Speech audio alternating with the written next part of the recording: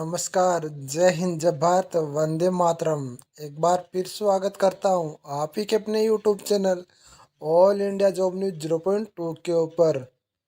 जैसा कि आप सबको पता है कि मैं इस यूट्यूब चैनल के ऊपर आपको पूरा 41 आईपीडी का जीके कराने का वादा किया था। टोटल 5000 क्वेश्चन आपके लिए डेली लाइव क्लास रात 8 बजे आती है, उसमें कराता रहता हूँ। तो प्लीज़ आपसे रिक्वेस्ट है यार, वीडियो को शेयर करो, चैनल को लाइक करो और चैनल को सब्सक्राइब करो।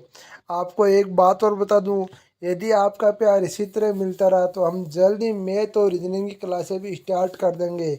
जितना कल प्यार दिया उसी को बरकरार रखते हुए आज हम पार्ट 2 की बात करेंगे। अब कई बच्चे बोलेंगे कि सर ये पीडीएफ कहाँ मिलेगी। तो भैया पीडीएफ की बात ऐसी है, जैसे ही हमारा ये इतिहास कंप्लीट हो जाता है मैं आपको ये पीडीएफ सारे क्वेश्चन टेलीग्राम के ऊपर उपलब्ध करा दूंगा। तो प्लीज़ यार टेलीग्राम चैनल को ज़रूर ज्वाइन कर लेना। आपको बताना चाहूँगा, ये क्वेश्चन जो करा रहा हूँ ना, ये क्वेश्चन आज तक के आए हुए क्वेश्चन है, यानी कि जो आपके SSC GD BSF CRPF CISF आदि में आए हुए क्वेश्चन है। तो इन क्वेश्चन को करना आपको बहुत ही फायदेमंद साबित हो सकता है। 41 एफ आपका जो जालंधर है, आपका 23 एफ आपका 39 एफ में जो भर्तियाँ हुई थी ना, उनमें से भी उनके ही भी एक क्वेश्चन आए थे। तो प्लीज़ आपसे रिक्वेस्ट कर रहा हूँ इन क्वेश्चनों को पूरा कीजिए और क्लास को और अंत तक ज़रूर देखिए। तो चलो शुरुआत करते हैं। अब हमारा देखो ये तो हो गया था। अब हम अगला क्वेश्चन पढ़ते हैं, मुगल साम्राज्य। मुगल साम्राज्य में देखो फर्स्ट क्वेश्चन क्या क्या आता है। किसके शासनकाल में मलिक मोहम्मद जहासी ने पद्मावत की रचना की थी। ये क्वेश्चन बहुत बार पूछा गया है कि मलिक मोहम्मद जहासी ने पद्मावत की रचना कब की थी। ये ऐसे भी पूछ सकते हैं कि पद्मावत के रचयिता का नाम बताओ। ये ऐसे पूछ सकते हैं कि मलिक मोहम्मद जहासी ने किसकी रचना की थी। तो इन सब का एक ही सवाल का उत्तर है भैया, वो उत्तर आपका देखो इसमें तो आपका पद्मावत है, ठीक है ना। मलिक मोहम्मद जहाज ने पद्मावत की रचना की थी, ठीक है ना। अब इसके किसके शासनकाल में की थी, तो शेर शाह के शासनकाल में की थी, ठीक है ना। अगला क्वेश्चन देखिए, किस मुगल शासक ने 2 बार शासन किया था। बताओ किस मुगल शासक ने 2 बार शासन किया था। तो हुमायूं ने 2 बार शासन किया था, ठीक है ना। अगला उत्तर देखिए, किस युद्ध को जीतने के बाद शेर शाह ने अखबान सत्ता की स्थापना की। अखबान सत्ता की स्थापना किस युद्ध को जीतने के बाद की थी। तो बेलग्राम का युद्ध हुआ था, उसको जीतने के बाद अखबान सत्ता की स्थापना की थी। बेलग्राम के युद्ध को दूसरे किस नाम से जाना जाता है। तो दूसरा है उसको नाम से जाना कन्नौज का युद्ध। तो आपको पूछ सकता है कि कन्नौज का युद्ध जीतने के बाद में शेर शाह ने किसकी स्थापना की थी, ठीक है ना। तो आपको बेलग्राम, आपको ये भी बताना है आपको बेलग्राम का युद्ध जीतने के बाद, ठीक है ना। तो इस प्रकार आपको बताना है, ये दोनों क्वेश्चन आपके सेम क्वेश्चन हो सकते हैं। तो बेलग्राम युद्ध को दूसरे किस नाम से जाना जाता है, कन्नौज के युद्ध के नाम से जाना जा सकता है, ठीक है ना। अकबर के समय भारत में किस प्रसिद्ध महिला का शासक का शासन था। बताओ शासिका का शासन था, किस महिला शासक का शासन था बताओ। तो अकबर के समय रानी दुर्गावती का शासन था, ठीक है ना। अगला क्वेश्चन देखिए ध्यान से, बाबर के मुस्लिम कानून नियमों का संग्रह किसमें। बाबर के मुस्लिम कानून नियमों का संग्रह किसमें। तो मुबाबिन में, मुबाबिन में, ठीक है ना। अगला क्वेश्चन देखिए, किस इतिहासकार ने शाहजहाँ के काल को मुगल शासन का स्वर्ण युग कहा है। बताओ किस इतिहासकार ने शाहजहाँ के काल को स्वर्ण युग कहा है। तो इसमें लिखिए आप एल श्रीवास्तव। किसने कहा है, एल श्रीवास्तव ने कहा है, ठीक है ना। अगला क्वेश्चन देखिए, जाप्ती प्रणाली का जन्मदाता कौन था। तो जाप्ती प्रणाली का जन्मदाता कौन था। तो इसका उत्तर बताइए आप। तो मैं बता दूं इसका उत्तर आपका शेरशाह सूरी था, ठीक है ना। पानीपत के युद्ध में बाबर की जीती का क्या कारण था, यानी जीत का क्या कारण था। यहाँ पर ये जीती, सॉरी टाइपिंग में मिस्ट प्रिंट हो जाती है देखो, ठीक है ना। तो इसका था सैन्य कौशल। तो कौन सा था, सैन्य कौशल था, ठीक है ना। ये टाइपिंग में देखो थोड़ी बहुत मिस्टेक हो जाती है, कोई यार इतनी बड़ी ये टेंशन नहीं लो आप, ठीक है ना।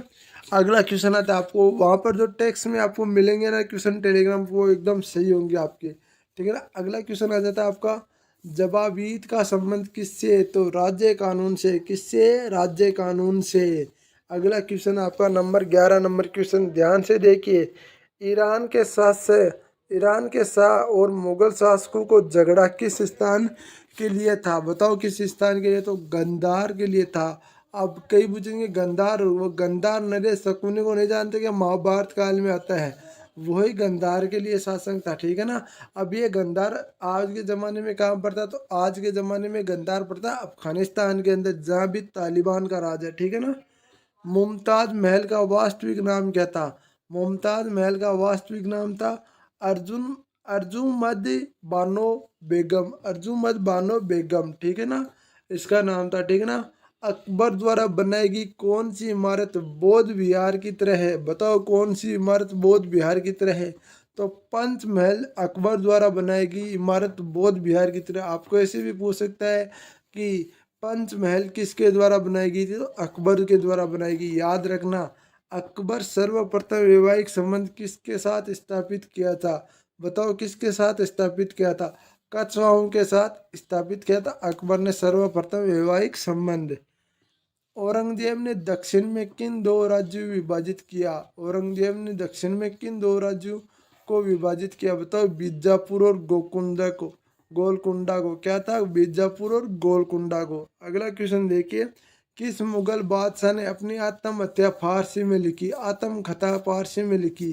आत्महत्या का आगे सॉरी, पर आपको अब बताना किस मुगल बादशाह ने अपनी आत्मकथा फारसी में लिखी? तो जहांगीर ने लिखी। ठीक है ना।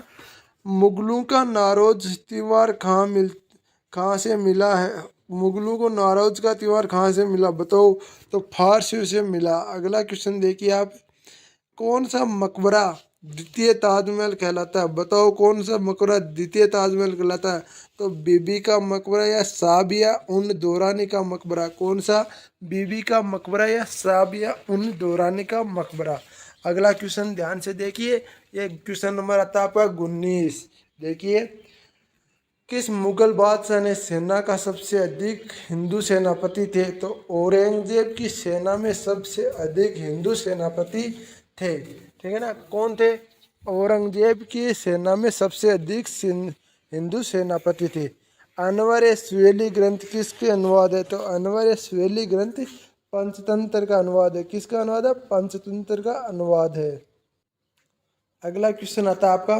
संगीतज्ञ तानसेन का मकबरा कहाँ स्थित है? तो संगीतज्ञ तानसेन का मकबरा आपका ग्वालियर में स्थित है। कहाँ स्थित है? संगीतज्ञ तानसेन का मकबरा आपका ग्वालियर में स्थित है। ध्यान से देखिए, ये क्वेश्चन बहुत ही महत्वपूर्ण क्वेश्चन है।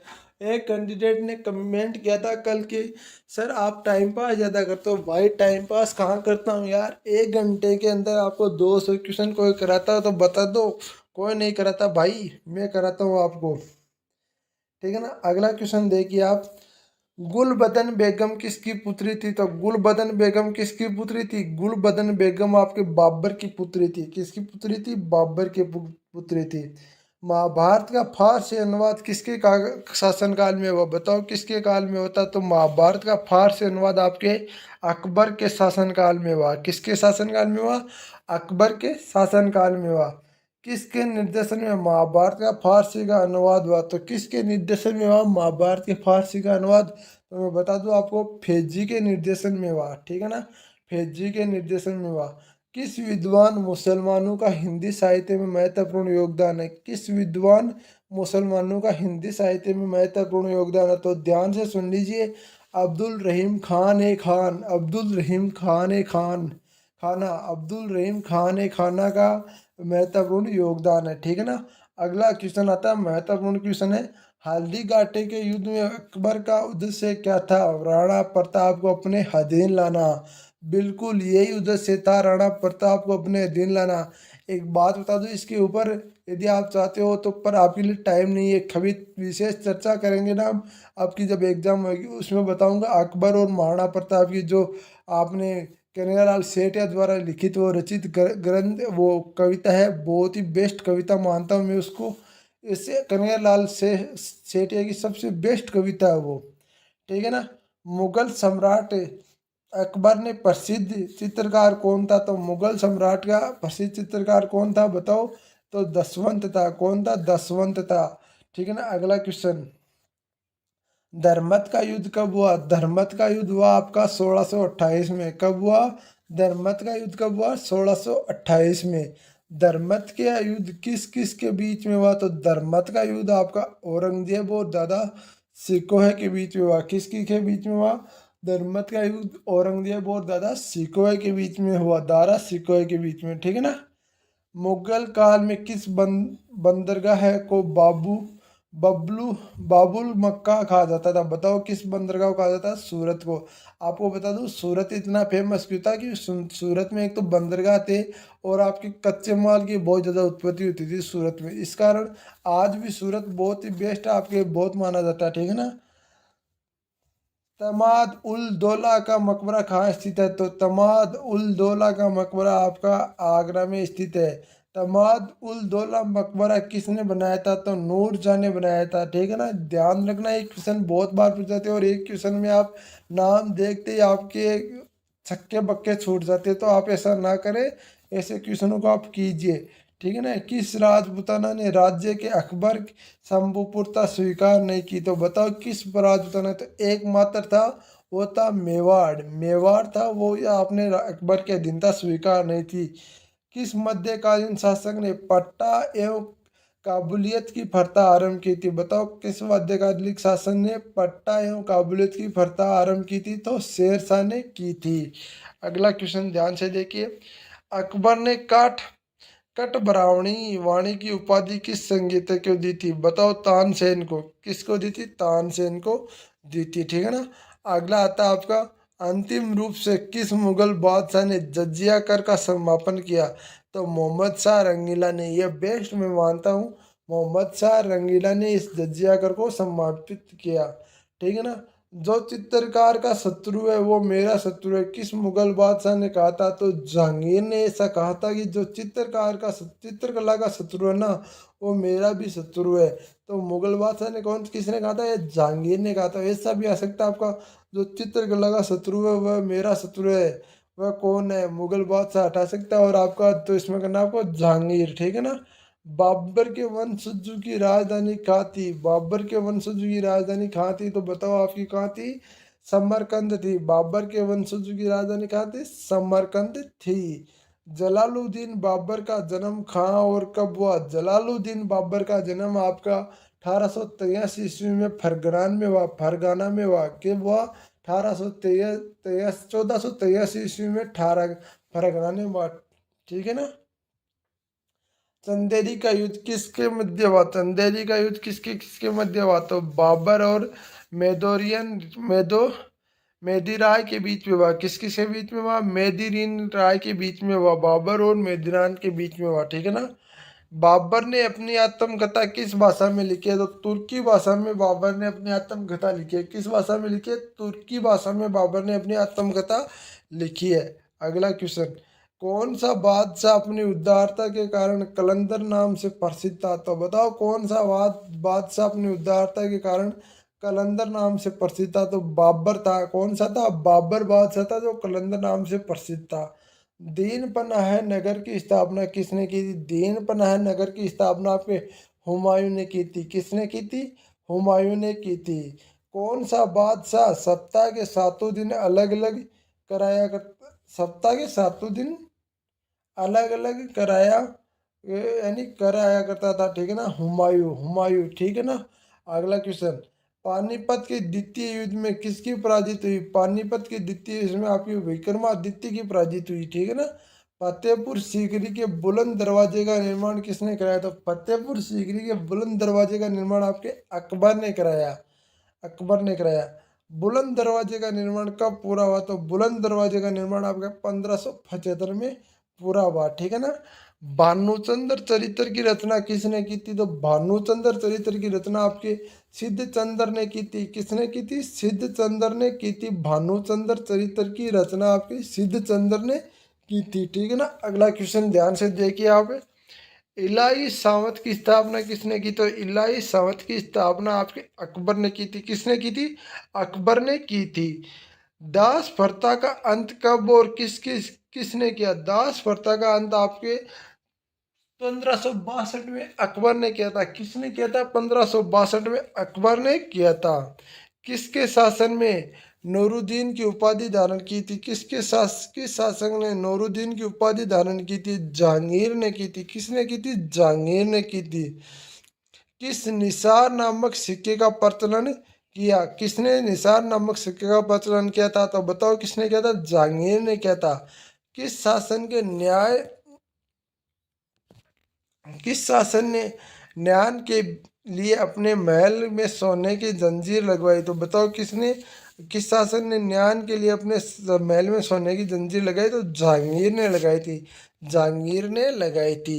अगला क्वेश्चन, मयूर सिंहासन का निर्माण किसने करवाया? तो मयूर सिंहासन का निर्माण आपके शाहजहां ने करवाया। किसने कराया? शाहजहां ने करवाया। ताजमहल का निर्माण में कितना समय लगा? तो बता दो आपको, ताजमहल के निर्माण में 22 वर्ष समय लगा। ये महत्वपूर्ण क्वेश्चन है, इंपॉर्टेंट क्वेश्चन है, वेरी इंपॉर्टेंट क्वेश्चन उसमें एक आता है ये। तो ताजमहल का निर्माण आपके किसके समय कितना समय लगा? 22 वर्ष समय लगा, ठीक है ना। गंगा लहरी नामक रचना किस के शासन काल में रचित गई? गंगा लहरी, ये आपकी गंगा लहरी नामक रचना बताओ किसके शासन काल में रची गई? तो शाहजहां के शासन काल में रची गई थी। किसके शासन काल में? शाहजहां के शासन काल में रची गई थी। अगला क्वेश्चन, किसने शासने किस शासक ने अपने पिता को कैद में डाल दिया था? अरे वाह, ये क्वेश्चन आपको बहुत बार पूछा जाता है और आप इसमें कंफ्यूज रह जाते हो। तो औरंगजेब ने अपने पिता को ही कैद में डाल दिया था। कारण क्या था? केवल सत्ता का मोह। क्या था? केवल सत्ता का मोह। औरंगजेब की गद्दी पर बैठने से पहले किस स्थान का गवर्नर था? तो दक्कन का गवर्नर था। और औरंगजेब दक्कन का गवर्नर था सत्ता पर बैठने से पहले। गुण समंदर की उपाधि किस शासक ने धारण की? गुण समंदर की उपाधि आपके शाहजहां ने धारण की। किसने धारण की? शाहजहां ने धारण की। अगला क्वेश्चन आपको ध्यान से देखिए, शेर शाह का मकबरा कहाँ है? तो शेर शाह का मकबरा आपका सासाराम बिहार में है। शेर शाह का मकबरा कहाँ स्थित है? सासाराम बिहार में स्थित है। सासाराम बिहार में स्थित है, ठीक है ना। अगला क्वेश्चन, नगीना मस्जिद कहाँ स्थित है? नगीना मस्जिद आपकी आगरा में स्थित है। नगीना मस्जिद कहाँ स्थित है? आगरा में स्थित है। नगीना मस्जिद आपकी आगरा में स्थित है। किस शासक के शासन के दौरान मुगल साम्राज्य की सीमाएं सबसे अधिक विस्तृत हुई? बताओ सबसे ज्यादा विस्तृत हुई? तो औरंगजेब में। औरंगजेब के शासन काल में मुगल साम्राज्य की सीमाएं सबसे ज्यादा विस्तृत हुई।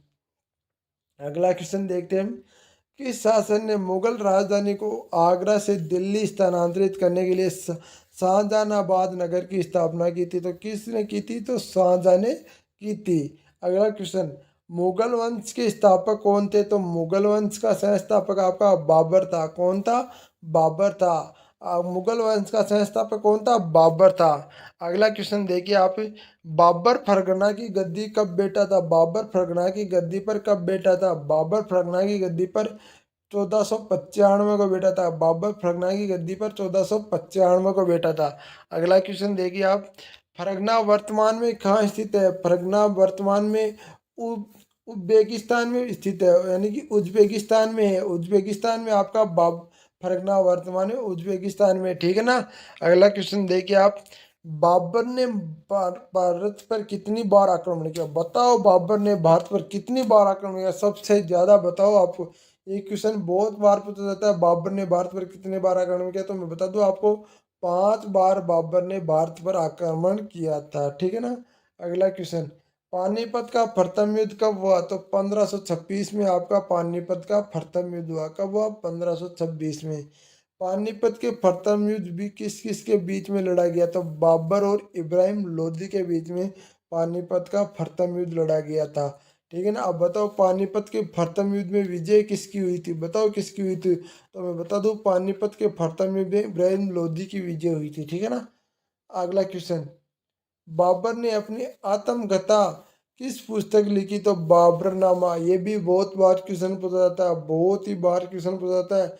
और अर्ध सैनिक बल और 41 एपीडी, इन में तो बहुत बार पूछा जाता है। बाबरनामा का फारसी अनुवाद किसने किया? तो अब्दुल रहीम खाना ने किया। अब्दुल रहीम खाना ने किया। ये फारसी अनुवाद करता सबसे बेस्ट मानता हूँ मैं इसको, क्योंकि इसने बहुत अनुवाद फारसी में किए हैं। अगला बता दो, मुंबईयान का नामक पद शैली का जन्मदाता माना जाता है। तो मुंबईयान का नामक पद शैली जन्मदाता किसे माना जाता है? तो बाबर को माना जाता है। किसे माना जाता है? बाबर को माना जाता है। मुगल वंश सबसे अधिक प्रसिद्ध राजा कौन सा था? मुगल वंश से सबसे अधिक प्रसिद्ध राजा, तो बताओ सबसे प्रसिद्ध राजा कौन सा था? तो अकबर था। अकबर था। खानवा का युद्ध कब हुआ? तो खानवा का युद्ध आपके 1527 में हुआ। कब हुआ? 1527 में हुआ। खानवा का युद्ध किस के बीच में लड़ा गया? तो खानवा का युद्ध राणा सांगा और बाबर के बीच में लड़ा गया। हुमायूं गद्दी पर कब बैठा? ये खानवा का युद्ध भी ध्यान रख लेना भाई, ये भी बहुत बार क्वेश्चन पूछा जाता है, ठीक है ना। हुमायूं गद्दी पर कब बैठा? तो हुमायूं गद्दी पर 1530 में बैठा। कब बैठा? 1530 में बैठा। अगला क्वेश्चन देखिए, चौसा का युद्ध कब हुआ? तो चौसा का युद्ध कब हुआ था? चौसा का युद्ध हुआ था 1539 में। कितने में हुआ था? 1539 में, ठीक है ना। अगला क्विज दिया गया, चौसा का युद्ध किस किस के बीच में लड़ा गया था? चौसा का युद्ध आपके शेरशाह सूरी और हुमायूं के बीच में लड़ा गया था। किस किस के बीच में लड़ा गया था? शेरशाह सूरी और हुमायूं के बीच में। हुमायूं द्वारा लड़े गए 4 युद्धों का क्रम क्या है? हुमायूं द्वारा लड़े गए 4 युद्ध का क्रम याद रख लेना। ये क्वेश्चन भी आ सकता है कि हुमायूं द्वारा लड़ा गया पहला युद्ध, हुमायूं द्वारा लड़ा गया चौथा युद्ध, ये क्वेश्चन भी आ सकता है, तो ध्यान रखना। मैं बता रहा हूँ आपको 4 युद्ध कौन कौन से। देवरा का युद्ध हुआ था 1531 में। कब हुआ था? देवरा का युद्ध हुआ था 1531 में। चौसा का युद्ध हुआ था 1539 में। 1539 में। फिर होता बिलग्राम का युद्ध हुआ था 1540 में। 1540 में। अगला हुआ था सरहिंद का युद्ध हुआ था 1555 में। 1555 में। ध्यान रखने ना, ये युद्ध बहुत ही महत्वपूर्ण युद्ध है। अगला अगला देखते हैं हम अगला क्वेश्चन। हुमायूं नामा की रचना किसने की? हुमायूं नामा की रचना किसने की थी? तो हुमायूं नामा की रचना गुलबदन बेगम ने की थी। गुलबदन बेगम ने हुमायूं नामा रचना की थी, ठीक है ना। अगला क्वेश्चन, सूर साम्राज्य का संस्थापक कौन था? तो शेरशाह सूरी सूर साम्राज्य का संस्थापक था। अगला क्वेश्चन, बिलग्राम के युद्ध के समय कालजीर का शासक कौन था? काला जिंजर का शासक कौन था? बताओ कौन था? तो कितर सिंह। कौन था? कितर सिंह था। शेरशाह शेरशाह के समय भू राजस्व दर क्या थी? तो बताओ उपज का 1/3 भाग, यानी कि 1/3 भाग तो आपको देना ही पड़ेगा, यानी कि तीसरा भाग आपको देना ही पड़ेगा। मलिक मोहम्मद जासी किसके समकालीन था? मलिक मोहम्मद जासी किसके समकालीन था? तो शेरशाह सूरी के आपके समकालीन था मलिक मोहम्मद जासी। भारत में डाक प्रथा प्रचलन किसने की? तो शेरशाह सूरी ने प्रचलन की थी भारत में डाक प्रथा। पानीपत का दूसरा युद्ध कब हुआ? 1556 में। 1556 में आपका पानीपत का दूसरा युद्ध हुआ। पानीपत के द्वितीय युद्ध में किस किस के बीच लड़ा गया? अकबर और हेमू के बीच में लड़ा गया। पानीपत का द्वितीय युद्ध किस किसके बीच में लड़ा गया? अकबर और हेमू के बीच में लड़ा गया। अगला क्वेश्चन, दीन दीन इलाही धर्म की शुरुआत किसने की? तो दीन इलाही धर्म की शुरुआत आपके अकबर ने की थी। किसने की थी? दीन इलाही धर्म आपको बहुत बार क्वेश्चन पूछा जाता है, और जो मेल खाने वाले क्वेश्चन है ना, उनमें बहुत बार आता है। तो आपसे रिक्वेस्ट है ये क्वेश्चन आप देखें। दीन इलाही धर्म स्वीकार करने वाला प्रथम एवं अंतिम हिंदू शासक था कौन था? बीरबल था। कौन था? बीरबल था, ठीक है ना। अकबर के शासन के प्रमुख विशेषता क्या थी? अकबर के शासन की प्रमुख विशेषता थी मनसबदारी प्रथा। मन से सबदारी प्रथा, सबदारी प्रथा, मन से सबदारी प्रथा, ठीक है ना। कौन सा सूफी संत अकबर के समकालीन था? कौन सा सूफी संत अकबर के समकालीन था? शेख सलीम चिश्ती। कौन था? शेख सलीम चिश्ती। आगरा का लाल किला, लाल लाई दरवाजा, बुलंद दरवाजा किसके काल के प्रमुख बिंदु हैं? अकबर के काल के प्रमुख बिंदु है भाई। देख लेना आप ये। 25 मिनट में आपके 93 के लगभग क्वेश्चन हो चुके हैं, और ज़्यादा क्या करवा सकता हूँ यार। अनुवाद विभाग का स्थापना किसने की? तो अकबर ने अनुवाद विभाग की स्थापना की थी। पंचतंत्र एवं पंचतंत्र का फारसी अनुवाद किसने किया? पंचतंत्र का फारसी अनुवाद आपके अब्दुल फजल ने किया।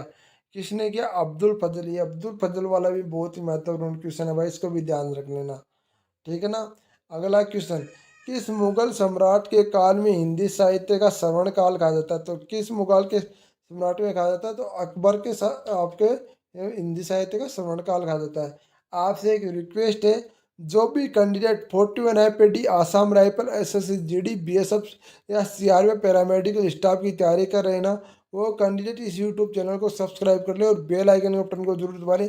साथ ही साथ बता रहा हूँ, वीडियो को लाइक जरूर कर दे ताकि मैं आपके लिए और नोटिफिकेशन के साथ आपके लिए वीडियो ला सकूं, ठीक है ना। अगला क्वेश्चन ध्यान से देखिए, मुगलों की राजकीय भाषा क्या थी? मुगलों की राजकीय भाषा आपकी फारसी थी, ठीक है ना। मुगलों की राजकीय भाषा आपकी क्या थी? फारसी थी। बुलंद दरवाजा किसके उपलक्ष्य में अकबर ने बनाया? बुलंद दरवाजा किसके उपलक्ष्य में बनाया? तो गुजरात का विजय हुआ था तो अकबर ने बुलंद दरवाजा बना दिया, ठीक है ना। जहांगीर सलीम ने किसके लिए याद किया जाता है? जहांगीर सलीम को किसके लिए याद किया जाता है? न्याय के लिए जहांगीर सलीम को याद किया जाता है। अब वो जहांगीर सलीम नहीं है जो आपको टीवी में दिखाया जाता है यार, उस समय जहांगीर सलीम दूसरा था, ऐसा थोड़ी था। जहांगीर के शासन की मुख्य विशेषता क्या थी? रानी नूरजहां का शासन पर नियंत्रण। याद रखना, रानी नूरजहां का शासन पर नियंत्रण। चित्रकला का स्वर्णिम किसके काल को कहा जाता है? तो चित्रकला के स्वर्णिम को जहांगीर के काल को कहा जाता है। अगला क्वेश्चन, श्रीनगर में स्थित सिलमार बाग एवं शीशांत बाग किसके द्वारा निर्मित है? जहांगीर द्वारा निर्मित है। किसके द्वारा निर्मित है? जहांगीर द्वारा निर्मित है। आगरा में स्थित ताजमहल का निर्माण किसने कराया? आगरा में स्थित ताजमहल का निर्माण आपके शाहजहां ने करवाया। किसने कराया? शाहजहां ने करवाया। ताजमहल का निर्माण करने वाला मुख्य वास्तुकार कौन था? तो शाहजहां का आपके जो उस्ताद ईसा खान था ना, वो था आपके ताजमहल का निर्माण करने वाला वास्तुकार। भगवत गीता और रामायण में फारसी भाषा में अनुवाद किसने किया? तो दारा शिकोह ने किया। दारा शिकोह ने किया। जिंदा पीर किसे कहा जाता है? तो जिंदा पीर आपका औरंगजेब को कहा जाता है, ठीक है ना। किस शासन ने इस्लाम ने अपनाने के कारण गुरु तेग बहादुर की हत्या करवा दी थी? औरंगजेब ने इस्लाम ने अपनाने के कारण औरंगजेब की हत्या करवा दी थी, ठीक है ना। सॉरी, वो तेग बहादुर, गुरु तेग बहादुर की हत्या करवा दी थी। जजिया कर किसके शासनकाल में हटाया गया? तो जजिया कर आपके अकबर के शासनकाल में हटाया गया। अगला आता है आपका, जजिया कर किस धर्म के लोगों के लिए था? तो जजिया कर आपके हिंदू धर्म के लोगों के लिए था, ठीक है ना। जजिया कर 1669 की पुनः किस मुगल सम्राट ने लागू किया? तो औरंगजेब ने लागू कर दिया था, ठीक है ना। क्वेश्चन नंबर देखिए 110, बाबर की प्रसिद्ध युद्ध नीति एवं तुगलनामा नीति का प्रयोग सर्वप्रथम किस युद्ध में किया था? पानीपत के प्रथम युद्ध ने बाबर की आपकी जो तुगलना नामक नीति है उसका प्रयोग किया गया था। भारत का ग्रैंड ट्रंक रोड किसने बनाया था? भारत का grand trunk road Sher Shah Suri ने बनाया था, ठीक है ना। आईने अकबरी किसके द्वारा लिखी गई है? तो अब्दुल फजल द्वारा लिखी गई है। याद रखना, बहुत बार क्वेश्चन पूछा जाता है आईने अकबरी किसके द्वारा लिखी गई है? तो अब्दुल फजल द्वारा ये लिखी गई है। ध्यान से देख लो भाइयों, ये क्वेश्चन आपके बहुत ही महत्वपूर्ण है। अकबर के दरबार में कौन कौन से महान संगीतज्ञ था? कौन महान संगीतज्ञ था? तो तानसेन था, वो सबसे महान संगीतज्ञ था अकबर के दरबार में। सती प्रथा की प्रशंसा किस सम्राट ने की थी? सती प्रथा की प्रशंसा किस सम्राट ने की थी? तो अकबर ने की थी। अगले अंतिम मुगल सम्राट कौन था? तो अंतिम मुगल सम्राट बहादुर शाह सेकंड था। कौन था? बहादुर शाह सेकंड था। अगला क्वेश्चन ध्यान से देखिए, अकबर के शासनकाल में भू राजस्व सुधारों के लिए उत्तरदायी कौन था? तो टोडरमल था। कौन था? टोडरमल था। एक बात बताऊं क्या आपको, जब तो आपकी 41 IPD की एग्जाम होगी ना, तब आप याद करोगे या सर आपने तो बहुत अच्छे क्वेश्चन कराए थे। उस दिन आप यदि क्वेश्चन कर रहे हो तो, और यदि नहीं कर रहे हो ना, तब आप वहाँ पर माथे के हाथ लगाओगे और बोलोगे ये क्या हो गया सर, हमने तो अभी एक भी नहीं आया। तो आपसे रिक्वेस्ट है, क्वेश्चन कीजिए। रामचरितमानस की रचना किसके समकालीन थी? तो रामचंद्र मानस की रचना समकालीन आपके अकबर के ने थी, ठीक है ना। मुगल साम्राज्य की राजधानी आगरा से दिल्ली स्थानांतरित किसने की? तो शाहजहां ने की थी। किसने की थी? शाहजहां ने की थी। अकबर की युवावस्था से उसका संरक्षण कौन था? तो बैरब खान था। कौन था? बैरब खान था। अगला क्वेश्चन ध्यान से देखिए, क्वेश्चन नंबर 120 है, किस मुगल शासक ने राज्याभिषेक 2 बार हुआ? तो औरंगजेब का राज्याभिषेक है ना वो 2 बार हुआ था। ग्रैंड ट्रक सड़क कहाँ से कहाँ तक जाती है? तो कोलकाता से अमृतसर के लिए जाती है आपकी ग्रैंड ट्रक सड़क, ठीक है। अगले आता है भारत का बीवी का मकबरा। भारत में बीवी का मकबरा कहाँ स्थित है? तो औरंगाबाद में स्थित है। कहाँ स्थित है? औरंगाबाद में स्थित है। नादिर शाह ने भारत पर आक्रमण कब किया? नादिर शाह ने भारत पर आक्रमण 1739 को किया। कब किया? 1739 को किया। नादिर शाह ने किसके स्थान पर आक्रमण नहीं किया? किस स्थान पर आक्रमण नहीं किया? कन्नौज पर आक्रमण नहीं किया था नादिर शाह ने, ठीक है ना। शेर शाह सूरी का मकबरा कहाँ स्थित है? तो शेर शाह सूरी का मकबरा आपका सासाराम में स्थित है। कहाँ स्थित है? सासाराम में स्थित है। अकबर का राज्याभिषेक कहाँ हुआ था? तो आपका अकबर का राज्याभिषेक कालानौर में हुआ था। कहाँ हुआ था? कालानौर में हुआ था। आगे ध्यान से सुन लीजिए। किस राजपूत वंश ने अकबर के सामने समर्पण नहीं किया था? तो सिसोदिया वंश ने अपने अकबर के सामने समर्पण नहीं किया था। और एक ऐसी रियासत जो आपके अकबर के समय आपके अधीन नहीं थी, तो मेवाड़ रियासत मैंने पहले ही बता दी है।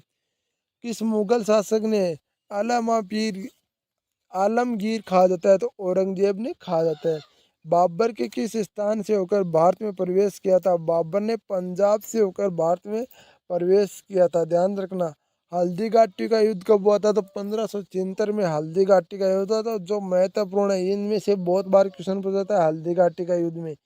हल्दी घाटी के युद्ध में किस किस के बीच हुआ था? तो याद रखना मुगलों और राणा प्रताप के बीच हुआ था। किस किस के बीच में हुआ था? मुगलों और राणा प्रताप के बीच में हुआ था।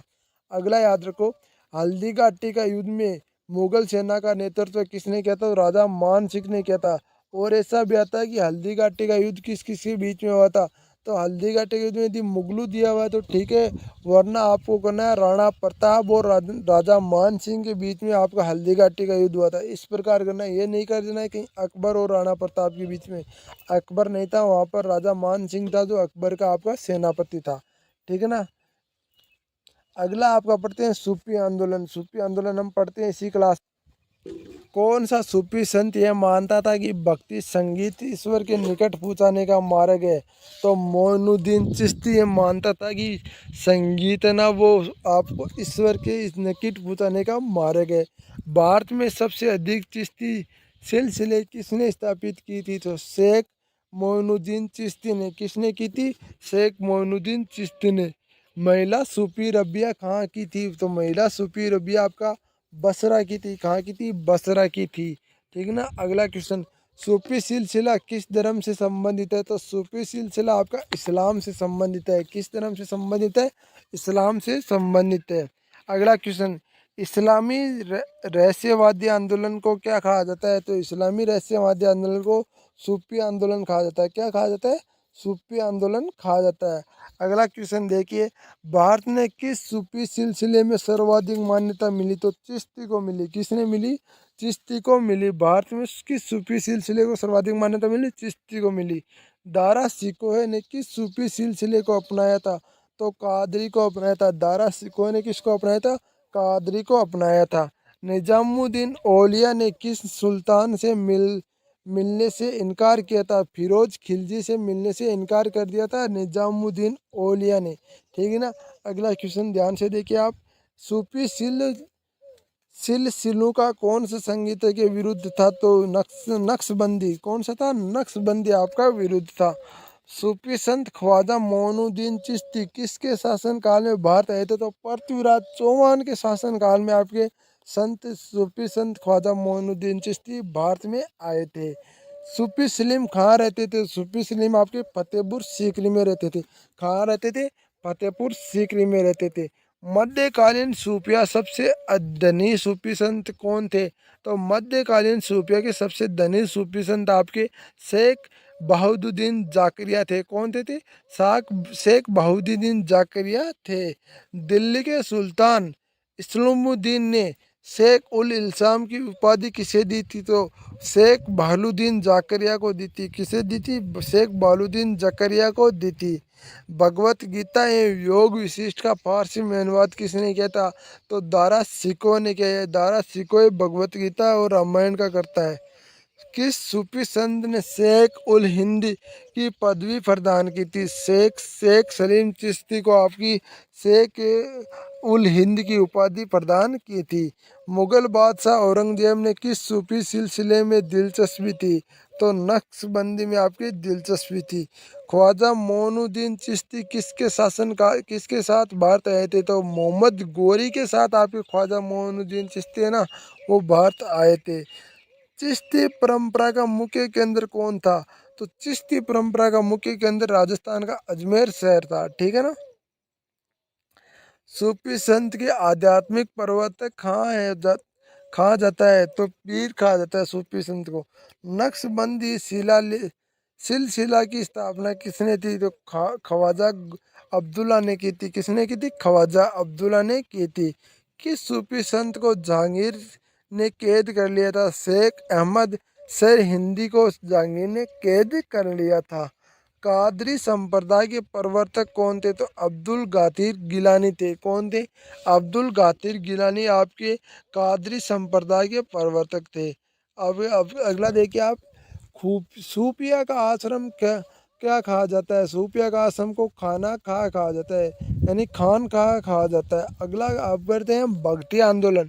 अभी देखो मैं बता दूं आपको, इसमें सूफी आंदोलन में आपके बहुत ही कम क्वेश्चन थे। अब आप पढ़ते हैं भक्ति आंदोलन, इसमें भी आपके क्वेश्चन है, पर जो मोस्ट इंपॉर्टेंट क्वेश्चन है मैं आपके लिए लेकर आ जाता हूँ। तो प्लीज़ आपसे रिक्वेस्ट है यार, आप क्लास को पूरी लीजिए और क्लास को अंत तक जरूर कीजिए, ताकि आपके लिए और बेस्ट कंटेंट उपलब्ध कराने की मैं कोशिश करूं। अगला क्वेश्चन आता है आपका, भक्ति आंदोलन का प्रतिपादक कौन था? तो भक्ति आंदोलन का प्रतिपादक रामानुज आचार्य था। कौन था? रामानुज आचार्य था। पंजाब में भक्ति आंदोलन का जनक कौन था? तो गुरु नानक पंजाब में भक्ति आंदोलन का जनक माना जाता है। कबीर के गुरु कौन थे? तो कबीर के गुरु रामानंद थे। कौन थे? कबीर के गुरु कौन थे? रामानंद थे। कबीर का जन्म कहाँ हुआ? तो कबीर का जन्म लहरतारा काशी में हुआ था। कबीर का जन्म कहाँ हुआ था? लहरतारा काशी में हुआ था। कबीर की मृत्यु कहाँ हुई थी? कबीर की मृत्यु मंगहर संत कबीरा नगर उत्तर प्रदेश में हुई थी। कहाँ पर हुई थी? मगहर संत कबीरा नगर उत्तर प्रदेश में हुई थी। ध्यान रखना ये प्रश्न। महाराष्ट्र के भक्ति संप्रदाय किसके शिक्षाओं द्वारा फैला था? संत ज्ञानेश्वर द्वारा। किसके द्वारा? संत ज्ञानेश्वर द्वारा। अगला क्वेश्चन नंबर आता है 7। भक्ति आंदोलन को दक्षिणी भारत से लाकर उत्तर भारत में प्रचलित करने वाला कौन था? तो रामानंद था, जो भक्ति आंदोलन को दक्षिणी भारत से लाकर उत्तर भारत में प्रचलित किया था, रामानंद ने। अगला क्वेश्चन आता है आपका, चैत्य महाप्रभु किसके संप्रदाय से जुड़े हैं? तो चैत्य महाप्रभु गौड़ीय संप्रदाय से जुड़े हैं। किससे जुड़े हैं? गौड़ीय संप्रदाय से चैत्य महाप्रभु जुड़े हैं। पुष्टि मार्ग के दर्शन की स्थापना किसने की थी? तो पुष्टि मार्ग के दर्शन की स्थापना आपकी वल्लभाचार्य ने की थी। किसने की थी? वल्लभाचार्य ने की थी। किस संत ने ईश्वर ने अपने पास अनुभव के लिए कीर्तन के लिए अपना माध्यम बनाया? किस संत ने ईश्वर को अपने पास अनुभव के लिए कीर्तन का अपना माध्यम बनाया? चैत्य महाप्रभु ने। किसने बनाया? चैत्य महाप्रभु ने। अगला याद रखिए, द्वैतवाद सिद्धांत का प्रतिपादन किसने किया था? अद्वैतवाद सिद्धांत का प्रतिपादन आपके शंकराचार्य ने किया था।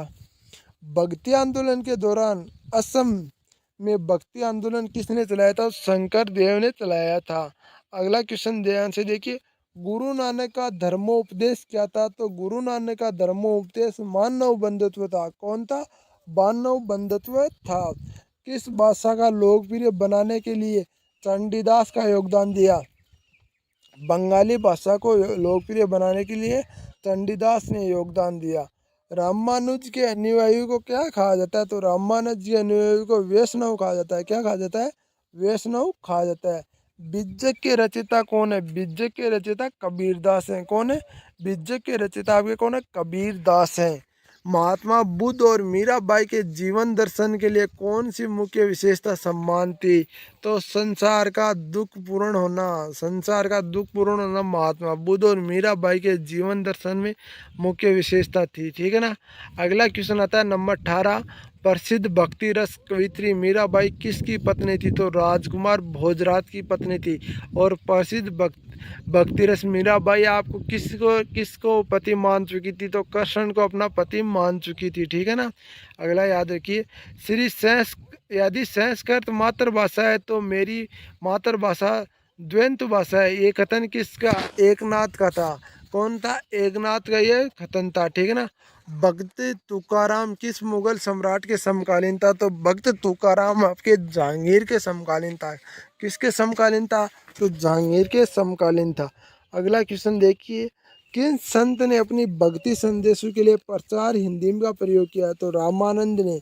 किसने किया? रामानंद ने किया। शिवाजी के आध्यात्मिक गुरु कौन थे? शिवाजी के आध्यात्मिक गुरु रामदास थे। कौन थे? रामदास थे। ठीक है ना।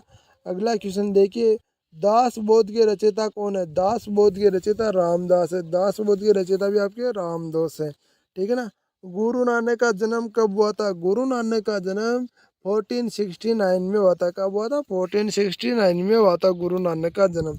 गुरु नानक का जन्म कहाँ हुआ था? गुरु नानक का जन्म तलवड़ी में हुआ था। कब हुआ था? तलवड़ी में हुआ था गुरु नानक का जन्म। अगला क्वेश्चन देखिए आप, सिख धर्म की स्थापना किस सिख गुरु ने माना जाता है? तो सिख धर्म की स्थापना गुरु नानक को माना जाता है। गुरु नानक को आपको माना जाता है। ठीक है ना। अमृत शहर का निर्माण किसने कराया? तो गुरु रामदास ने अमृत शहर का निर्माण कराया, जहाँ पर अभी गोल्डन टेम्पल और आपके जो है ना जलियांवाला बाग हत्याकांड वो सर अमृतसर में है। गोल्डन टेम्पल, इतना कभी अमृतसर जाओ तो गोल्डन टेम्पल ज़रूर देख के आना। वहाँ का जो लंगर है ना वो सबसे प्रसिद्ध लंगर माना जाता है। मेरे पास वो वीडियो भी है, आप चाहो तो मैं वो वीडियो डाल दूँगा आपका चैनल के ऊपर, कोई दिक्कत नहीं है। आपको बता दूँ, इतना बेस्ट लंगर होता है आप देख नहीं सकते। वहाँ पर फ्री में काम करते हैं। ठीक है ना। अगला देखिए आपको, किस धर्म के इस्लाम को न अपनाने के कारण अपना शीश कटाना पड़ा था? गुरु तेग बहादुर ने अपना इस्लाम न हटाने के कारण शीश कटाना पड़ा था। अभी बताया था किसने काटा था, तो वो आपको याद होना चाहिए। नहीं याद है तो वो देख लो फिर से जाकर। आपको अभी बताया था मैंने। महात्मा गांधी के प्रिय भजन जो पीर पराई जाने रे के रचयिता कौन है? तो नरसिंह मेहता है। कौन है? नरसिंह मेहता है। नरसिंह मेहता कहाँ के प्रमुख संत थे? नरसिंह मेहता आपके गुजरात के प्रमुख संत थे। ठीक है ना। असम का चैत्य किसे कहा जाता है? तो असम का चैत्य किसे कहा जाता है? शंखदेव को। किसे कहा जाता है? शंखदेव को। मुगल शासक मोहम्मद शाह ने किस संप्रदाय के अनुयायी था? तो मुगल बादशाह मोहम्मद शाह शिव नारायण का अनुयायी था। किसका था? शिव नारायण का अनुयायी था। अगला क्वेश्चन देख लिए, गुरु नानक का जन्म स्थली तलवंडी का नाम स्थान किस नाम से विख्यात है? तो नान नानकाना साहब के नाम से विख्यात है। ठीक है ना। रामचरितमानस नामक ग्रंथ की रचना किसने की थी? तो रामचरितमानस नामक ग्रंथ की रचना तुलसीदास ने की थी। ठीक है ना। तुलसीदास का जन्म कहाँ पर होता हो? तो बांदा जिले के राजापुर गांव में हुआ था। कौन से में होता? बांदा जिले के राजापुर गांव में तुलसीदास का जन्म हुआ था। अगला क्वेश्चन देखिए, रायदासी संप्रदाय की स्थापना किसने की? तो रैदास नामक आपके रायदासी संप्रदाय की स्थापना की थी। अगला क्वेश्चन, देरास किसके शिष्य थे? देरास आपके रामानंद के शिष्य थे। अगला क्वेश्चन देखिए, मैं आपको क्वेश्चन इसलिए जल्दी करा रहा हूँ भाई, आपके पास टाइम नहीं है। आप कम से कम अभी 6 से 7 घंटा आप स्टडी करो। आपको जो 1 घंटा लाइव ये क्वेश्चन करे जाते हैं ना, वन लाइनर क्वेश्चन है। थ्योरी टाइप भी आपको करा सकता था, पर थ्योरी टाइम के लिए आपके लिए इतना टाइम नहीं है। आप 41 IPD की दे के आ जाओ, आपका आसाम राइफल पूरा हम थ्योरी टाइप पूरी आसाम राइफल का बिल्कुल जीरो से लेकर टॉप तक करेंगे और आसाम राइफल में सिलेक्शन लेंगे। ठीक है ना। निपक नामक आंदोलन किस धर्म गुरु ने चलाया? तो दादू दयाल ने चलाया था निपक नामक आंदोलन। अगला क्वेश्चन आता है, सिखों के 10वें गुरु का नाम कौन थे? तो सिखों के 10वें गुरु थे गुरु गोविंद सिंह। तो गुरु गोविंद सिंह आपको मैंने कल भी बताया था, अभी क्या बताऊं। चलो अगला क्वेश्चन देख लेते हैं, धर्म दीक्षा विधि पाहुल की स्थापना किसने की थी? धर्म दीक्षा विधि पाहुल की स्थापना आपके गुरु गोविंद सिंह ने की थी। सिखों के प्रमुख त्योहार कौन सा है? तो सिखों का प्रमुख त्योहार आता है आपका बैसाखी। बैसाखी आता है आपका। ठीक है ना। किस सिख गुरु ने पंजाबी भाषा को गुरुमुखी लिपि की शुरुआत की थी? तो गुरु रामदास ने की थी। अगला हम देख लेते हैं अगला आप देख लेते हैं विजयनगर साम्राज्य भी देख लेते हैं इसी में आपको। चलो इसी वीडियो में विजयनगर साम्राज्य भी आपका कंप्लीट कर ही लेते हैं यार, ठीक है ना। तो चलो देख लें विजयनगर साम्राज्य आपका। विजयनगर साम्राज्य की स्थापना कब और किसने की थी? तो मैं बता दूं आपको 1336 में हरिहर और बुक्का द्वारा की गई थी। किसने की थी? 1336 में आपकी हरिहर और बुक्का द्वारा की गई थी। विजयनगर साम्राज्य एक सबसे प्रभावशाली शासक कौन था? तो कृष्ण देव राय था विजयनगर साम्राज्य का सबसे प्रभावशाली शासक। कृष्ण देव राय शासक कब बना? श्री कृष्ण देव राय शासक आपके 1509 ईस्वी में बना। कब बना? 9 ईस्वी में। कृष्ण देवराज ने किस यूरोप वासियों के साथ मैत्रीपूर्ण संबंधित थे? पुर्तगालियों के साथ कृष्ण देवराय के मैत्री यानी मैत्रीपूर्ण का मतलब होता है मित्र के जैसे संबंध थे। विजयनगर किस नदी के तट पर स्थित है? तो विजयनगर आपके तुंगभद्रा नदी पर स्थित है। कौन सी पर स्थित है? तुंगभद्रा नदी पर स्थित है। अगला क्वेश्चन हम देख लेते हैं नंबर 6। बहन नामी राजाओं की राजधानी कहाँ थी? बहन नामी राजाओं की राजधानी थी गुलबर्गा। गुलबर्गा में थी आपकी बहन नामी राजाओं की राजधानी। अगला क्वेश्चन नंबर 7 आपका आता है विजयनगर साम्राज्य के अवशेष कहाँ प्राप्त हुए? तो विजयनगर साम्राज्य के अवशेष आपके हम्पी से प्राप्त हुए। कब से प्राप्त हुए? हम्पी से प्राप्त हुए। बीजापुर में स्थित गोल गुम्बद का निर्माण किसने किया? तो बीजापुर में स्थित गोल गुम्बद का निर्माण मोहम्मद आदिल शाह ने किया। किसने किया? मोहम्मद आदिल शाह ने किया। कृष्ण देव राय किसके समकालीन थे? बाबर के समकालीन माना जाता है। क्वेश्चन नंबर 10 देखो आपका विजयनगर साम्राज्य का पहला वंशज संगम के साथ जाना जाता था क्योंकि हरिहर और बुक्का के पिता का नाम संगम था। हरिहर और बुक्का के पिता के नाम का संगर था। हरिहर और बुक्का किसके संत प्रभाव में आकर विजयनगर साम्राज्य की स्थापना की थी? तो माधव माधव विद्यारण, ठीक है ना। अगला क्वेश्चन देखिए संगम वंश का प्रमुख शासक कौन था? तो संगम वंश का प्रमुख शासक था देवराय प्रथम। कौन था? देवराय प्रथम था। अगला क्वेश्चन आप देखिए ध्यान से। क्वेश्चन नंबर आता है आपका 13। किस शासक ने तुंगभद्रा नदी पर बांध बनाया? तो किस शासक ने बनाया? तो देवराय प्रथम ने अपने तुंगभद्रा नदी पर बांध बनाया। विजयनगर का संघर्ष के सदैव किसके साथ रहा? बहनमी राज्य के साथ हुआ। बहनमी राज्य के साथ विजयनगर संघर्ष का सदैव रहा, ठीक है ना। अगला क्वेश्चन देखिए विजयनगर साम्राज्य में कौन सा गलीचा निर्माण के लिए प्रसिद्ध है? काली काट आपका जो गलीचा है वो प्रसिद्ध है विजयनगर साम्राज्य के लिए, ठीक है ना। मीनाक्षी मंदिर कहाँ स्थित है? मीनाक्षी मंदिर आपका मदुरै में स्थित है। कौन सा स्थित है? मदुरै में स्थित है। मदुरै में स्थित है। चार मीनार का निर्माण किसने कराया? ओली कुतुब शाह ने कराया। किसने कराया? ओली कुतुब शाह ने कराया। गोलकुंडा कहाँ स्थित है? गोलकुंडा आपकी हैदराबाद में स्थित है। कहाँ स्थित है? हैदराबाद में स्थित है। हम्पी में खुला साम्राज्य किस राज्य में? हम्पी में खुला साम्राज्य आपके कर्नाटक में। किसने? कर्नाटक में। किस संगमवादी शासक के प्रौढ़ देवनारायण किसे कहा जाता है? तो देवराज द्वितीय को कहा जाता है। किसे कहा जाता है? देवराज द्वितीय को कहा जाता है। किस शासक की उपाधि में गज बेतेश्वर थी? तो देवराज द्वितीय की उपाधि गज बेतेश्वर थी, बेतेकर थी, ठीक है ना। किस विजयनगर सम्राट के अमातुतर विद्रोही के सामंत गंग राय का दमन किया था? तो कृष्ण देवराय ने गंग राय का दमन किया था। गोलकुंडा के युद्ध में किस ने प्रसिद्ध के किस किस के बीच लड़ा गया था? तो कृष्ण देवराय एवं कुली कुतुब शाह के बीच लड़ा गया था। कुली कुतुब शाह के बीच लड़ा गया था। विजयनगर साम्राज्य की वित्तीय विशेषता क्या थी? भू राजस्व थी। क्या थी? भू राजस्व थी। अट बण क्या अर्थ है? अट बण का अर्थ था भू राजस्व विभाग। अगला क्वेश्चन हम देखते हैं कृष्ण देव राय ने दरबार में अष्ट दिग्गज कौन था? तो आठ तेंगुल कवि को कृष्ण राय देवराज अष्ट दिग्गज मानता था।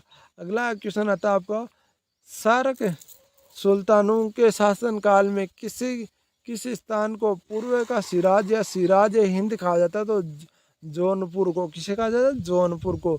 बहन नमी राज्य की स्थापना की थी किसने की थी? तो बहन नमी राज्य की स्थापना अलाउद्दीन हसन बदम शाह हसन गुंगू ने की थी। किसने की थी? अलाउद्दीन हसन बदम शाह ने, या इसे शॉर्टकट में कहते हैं हसन गुंगू ने की थी। कश्मीर में कौन सा शासक कश्मीर का अकबर के नाम से जाना जाता है? तो कश्मीर में कौन सा शासक जाना जाता है? जैनुल आबिदीन। किसे जाना जाता है? जैनुल आबिदीन को, ठीक है ना। अगला क्वेश्चन देख लेते हैं हम। अमृत मालक नामक काव्य की रचना किसने की थी? तो कृष्ण देव राय ने की थी। किसने की थी? कृष्ण देव राय ने की थी, ठीक है ना। कृष्ण देव राय के अमृत मालक नाथ की रचना एक भाषा थी, तेलुगु भाषा में इसकी रचना की गई थी, तभी इसका ऐसा नाम है भाई। कृष्ण देव राय के राजकवि कौन था? तो कृष्ण देवराज का राजकवि था आपका पेंद्र दत्ता था, पेंद्र दत्ता था, ठीक है ना। विजयनगर किसके शासनकाल में आंध्र पिता में कहा जाता था? कृष्ण देव राय को शासनकाल में कहा जाता था। किस युद्ध में विजयनगर साम्राज्य का शासन के अंत माना जाता है? तो कोटा नामक युद्ध था, उसमें विजयनगर साम्राज्य का अंतिम शासक माना जाता है। तालीकोटा का युद्ध कब हुआ था? तालीकोटा का युद्ध आपका 1565 में हुआ था। विठुल समांगी मंदिर किस देवता का? तो विठुल के रूप में विष्णु का। किसे है? विष्णु के रूप में विष्णु का है। सेवों की अजंता किसे कहा जाता है? तो लिपाक्षी को कहा जाता है सेवों की अजंता। आपका अगला क्वेश्चन आता है आपका, पीर पंचाल का अर्थ है। पीर पंचाल का अर्थ होता है आपका अभिजातीय वर्ग। कौन कौन सा होता है?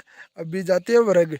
अभिजातीय वर्ग होता है। अगला क्वेश्चन आता है आपका, अनरम किसके अर्थ किससे है? तो जहांगीर से। अनरम का अर्थ किससे? जहांगीर से। अगला क्वेश्चन देखिए ध्यान से, विजयनगर साम्राज्य में सैनिक विभाग किसके नाम से जाना जाता? तो कादाचार के नाम से जाना जाता था। अगला क्वेश्चन आपका आता है 41 क्वेश्चन है, तो ध्यान से देखिए। मैं आपके लिए इतना कर रहा हूँ तो आप मेरे लिए वीडियो को लाइक नहीं कर सकते, चैनल को सब्सक्राइब नहीं कर सकते, वीडियो को शेयर नहीं कर सकते? प्लीज़ आप यार वीडियो को शेयर जरूर कीजिए। अगला क्वेश्चन आता है आपका, खानदेश राज्य की स्थापना कौन थे? संस्थापक कौन थे? तो मालिक राजा फारूकी थे। कौन थे? मालिक राजा फारूकी थे। तैमूर लंक पर आक्रमण करने के बाद गंगा की घाटी में कौन सा राज्य स्थापित किया? तो जौनपुर। कौन सा राज्य स्थापित किया? जौनपुर। अहमदाबाद की स्थापना किसने की? तो अहमद शाह ने अहमदाबाद की स्थापना की थी। अगला आता है आपका, महमूद वेक्तड़ा किस राज्य के प्रसिद्ध सुल्तान था? तो गुजरात का था, ठीक है ना। अगला क्वेश्चन आता है आपका, बहन नामी शासक किसके शासन चरम पर पहुंचा है? तो मोहम्मद गावा ने बहन नामी शासक को आपके शासन चरम पर पहुंचाया था। बहन नामी साम्राज्य का सबसे पहले कौन सा राज्य स्वतंत्र हुआ? तो बरार। कौन सा हुआ? बरार आपका साम्राज्य सबसे पहले हुआ। टोडरमल का पूर्वगामी किसे कहा जाता है? टोडरमल का पूर्वगामी महमूद गावा को कहा जाता है, महमूद गावा को। दाऊन मस्जिद कहाँ स्थित है? दाऊन मस्जिद आपकी बंगाल में स्थित है। कहाँ स्थित है? बंगाल में स्थित है। विजयनगर से प्रसिद्ध विठुल मंदिर कहाँ स्थित है? विजयनगर का प्रसिद्ध विठुल मंदिर हम्पी में स्थित है। ध्यान रखना, हम्पी में स्थित है भाई। बहनामी साम्राज्य का सबसे अंत तक कौन सा राज्य स्वतंत्र हुआ? तो बीदर। कौन सा हुआ? बीदर। कौन सा हुआ? बीदर। प्रसिद्ध ऐतिहासिक स्थल हम्पी किस जिले में स्थित है? तो प्रसिद्ध ऐतिहासिक स्थल आपका वेलारी में स्थित है। सभी यार क्लास को पूरी लीजिए और क्लास को पूरी लेने के साथ साथ वीडियो को शेयर कीजिए। अभिनव भोज की उपाधि किस शासन ने ग्रहण की थी? अभिनव भोज की उपाधि कृष्ण देवराय ने ग्रहण की थी। किसने की थी? कृष्ण देवराय ने। तालीकोटा का युद्ध में विजयनगर का नेतृत्व किसने किया था? तो राम राय ने तालीकोटा के युद्ध में विजयनगर का नेतृत्व किया था। किसके शासन में वर वधु दोनों से कर लिया जाता था? विजयनगर के शासनकाल में आपके वर वधु दोनों से कर लिया जाता था, ठीक है ना। विजयनगर की मुद्रा का नाम क्या था? तो विजयनगर की मुद्रा का नाम था आपका पेलगोड़ा। कौन था? पेलगोड़ा, ठीक है ना। बैनामी राज्य की मुद्रा क्या थी? तो बैनामी राज्य की मुद्रा हूण थी। क्या थी? हूण थी। बैनामी शासक ने कौन सी रूसी यात्रा आई? तो बैनामी शासक की आपके निकितन यात्री आए। अगला क्वेश्चन आता है, बैनामी राज्य में कुल कितने शासक हुए? 18 शासक हुए। हरविलासरम की रचना किसने की थी? तो श्रीनाथ ने की थी हरविलासरम की रचना। किसके शासन में दहेज प्रथा को अवैधानिक घोषित किया था? देवराज सेकंड के शासन काल में आपके दहेज प्रथा को अवैधानिक घोषणा की थी। किस शासन के जालिम शासक के रूप में जाना जाता था? तो हुमायूं के शासन काल को जालिम शासन के रूप में जाना जाता है। अगला पढ़ेंगे सतनल काल, पढ़ेंगे कल। सतनल काल का पूरा हम चर्चा करेंगे कल। अब ये वीडियो कैसा लगा कमेंट बॉक्स में जरूर बताना और वीडियो को शेयर जरूर करना। जो बच्चे देख रहे हैं ना वीडियो को पूरा देखा करो यार, वीडियो को पूरा देखने में आपका फ़ायदा है। आपकी भर्ती वाला नोटिफिकेशन देखने से कुछ नहीं होता। वीडियो को शेयर करो और वीडियो को पूरा देखो और वीडियो को सब्सक्राइब करो, चैनल को सब्सक्राइब करो और वीडियो को लाइक जरूर करो। जय हिंद, जय भारत, वंदे मातरम। वीडियो कैसा लगा कमेंट बॉक्स में ज़रूर बताना। थैंक यू भाइयों।